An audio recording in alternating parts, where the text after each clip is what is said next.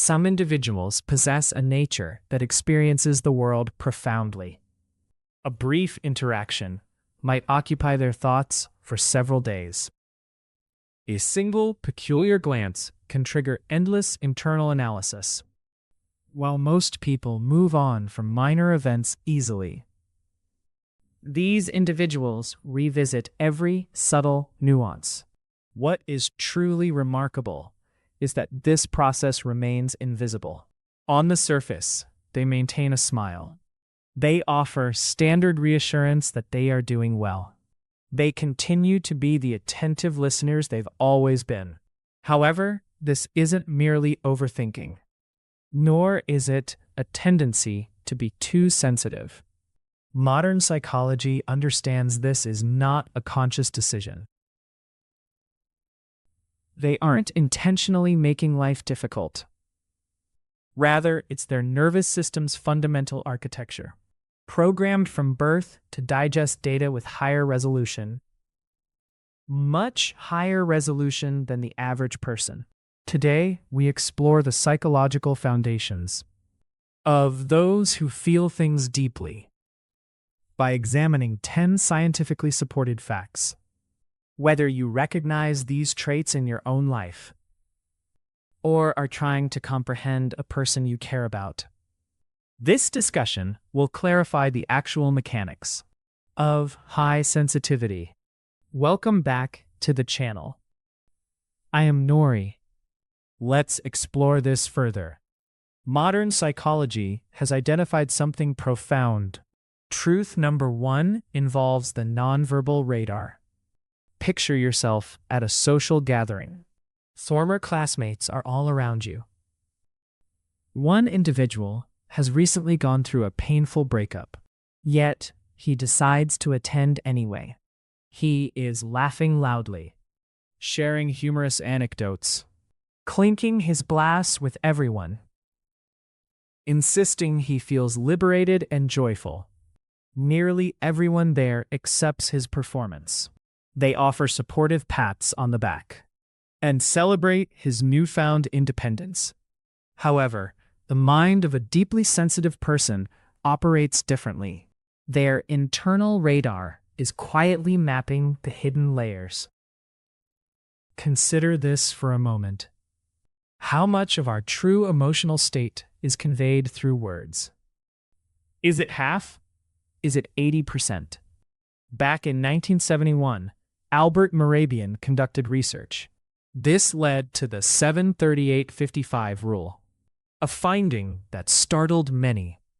It turns out that words account for only 7% of emotional expression, the very tools we use to mask true feelings. The remaining 93% is revealed through vocal tone, which accounts for 38%, and body language, which makes up a massive 55%. The general public only registers the 7% of speech, claiming he is fine. Meanwhile, the sensitive observer is absorbing the full 93%, the reality he is trying to suppress. When he lets out a laugh, they notice the expression doesn't reach his eyes. They detect a suppressed sigh. The moment he sets his drink down, they observe the restless drumming of his fingers against the wood of the table. They even pick up on micro-expressions, those fleeting facial shifts that appear and vanish in less than a fraction of a second. Their brain immediately flags a discrepancy. The data is inconsistent. The verbal input suggests happiness, but the emotional resonance is fractured. This recognition happens almost instantly.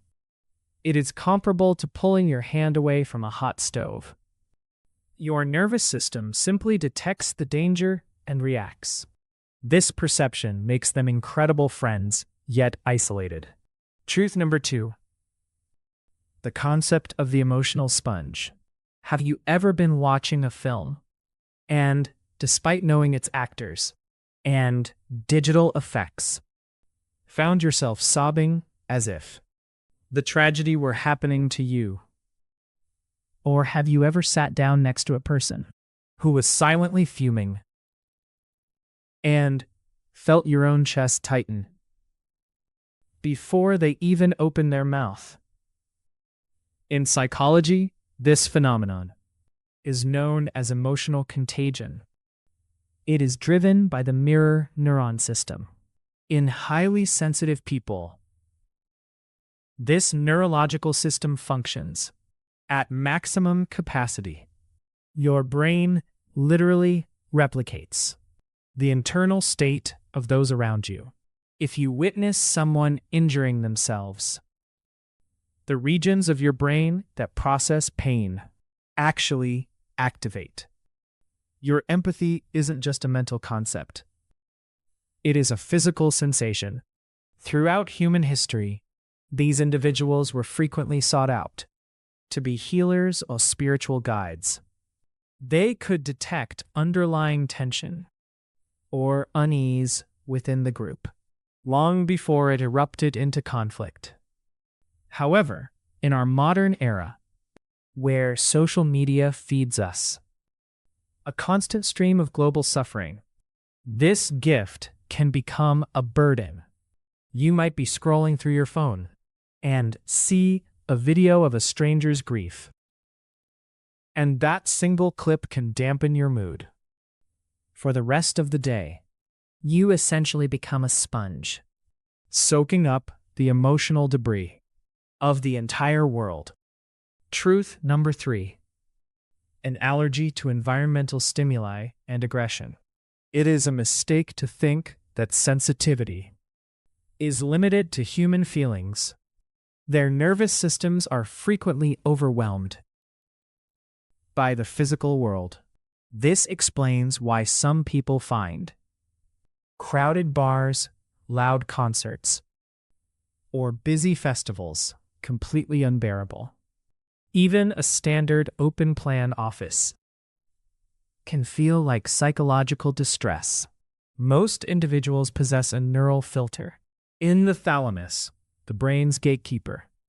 This gatekeeper decides what is important and what can be ignored, such as the hum of an air conditioner or the distant murmur of conversation.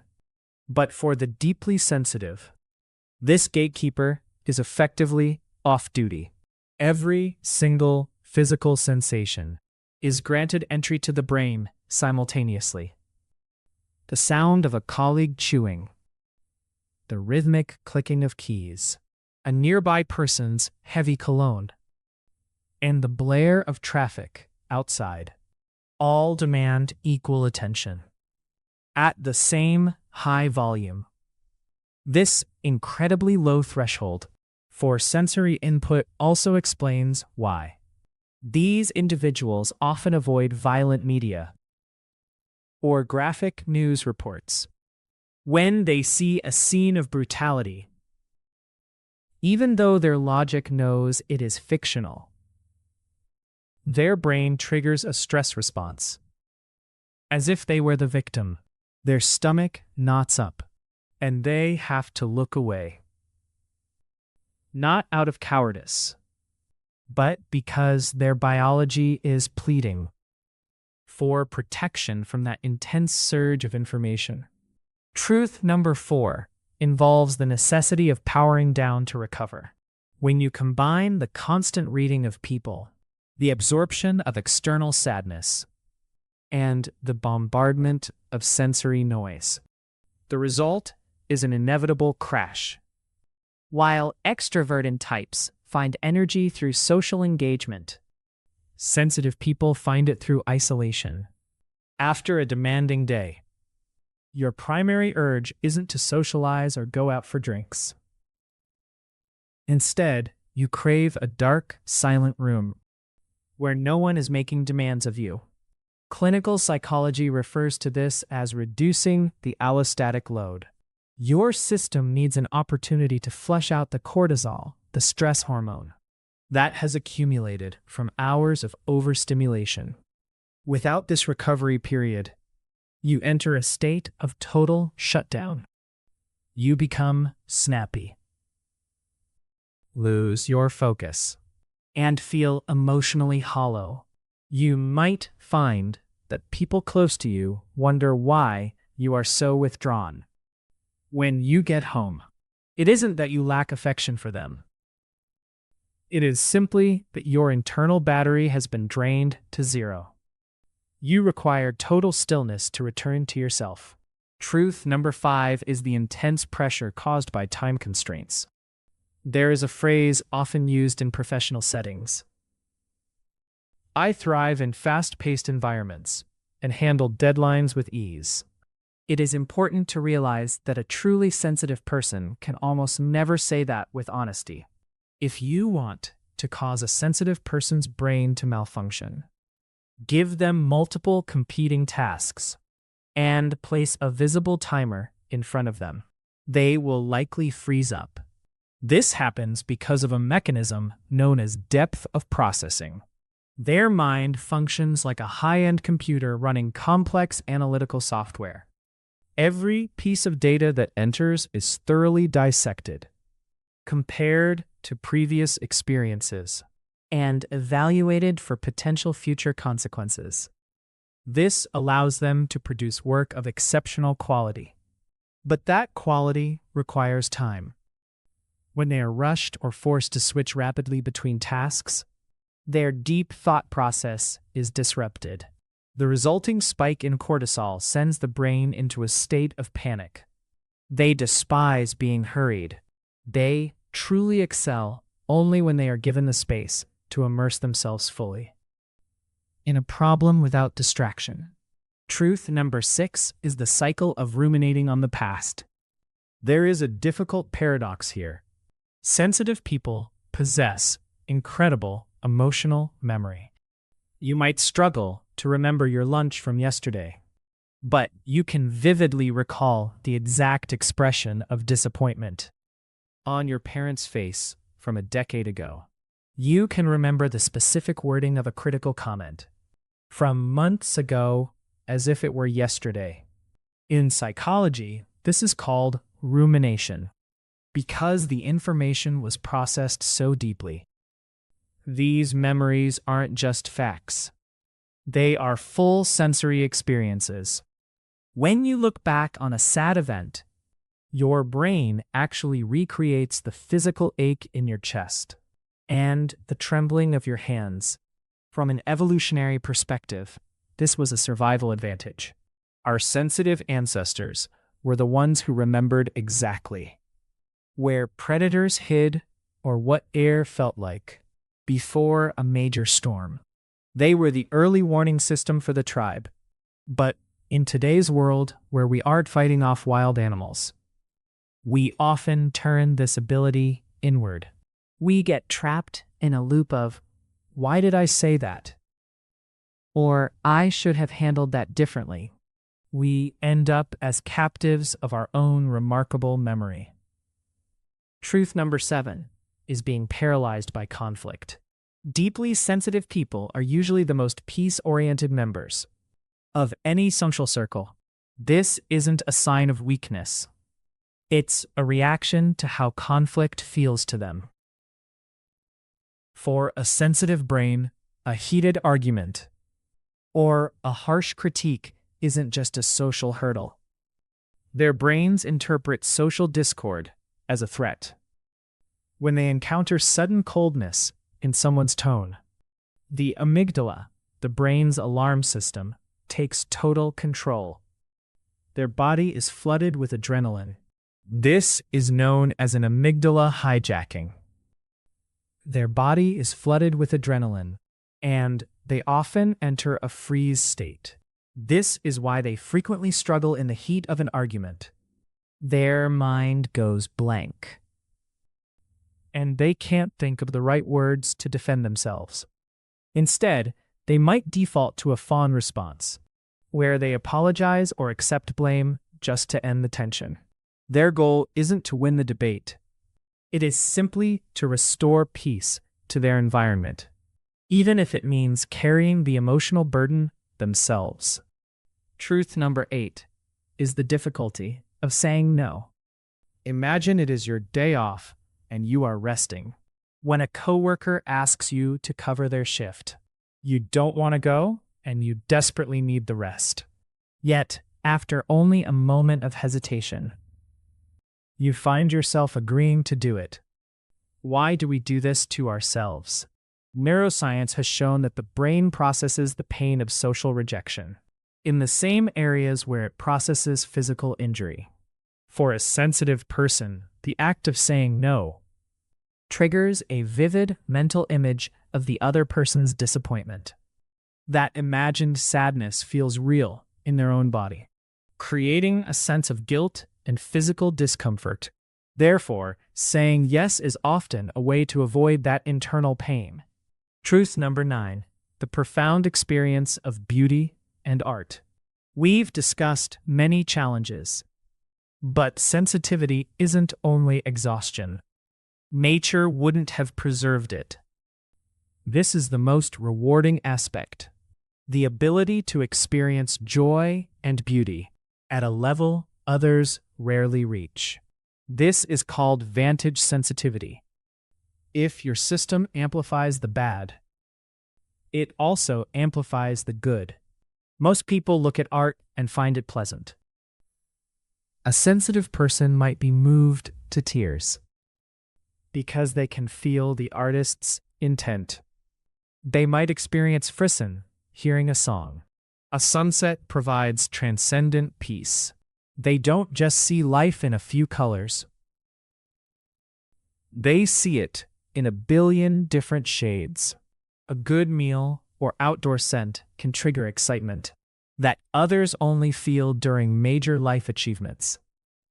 This is why so many sensitive people are drawn to creative fields. They don't just make art.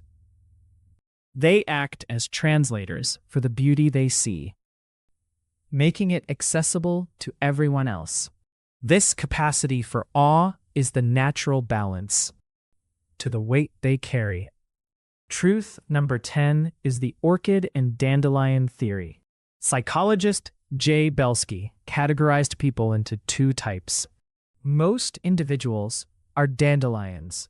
They are resilient and thrive in any environment, regardless of the conditions. They are sturdy, but rarely reach spectacular beauty.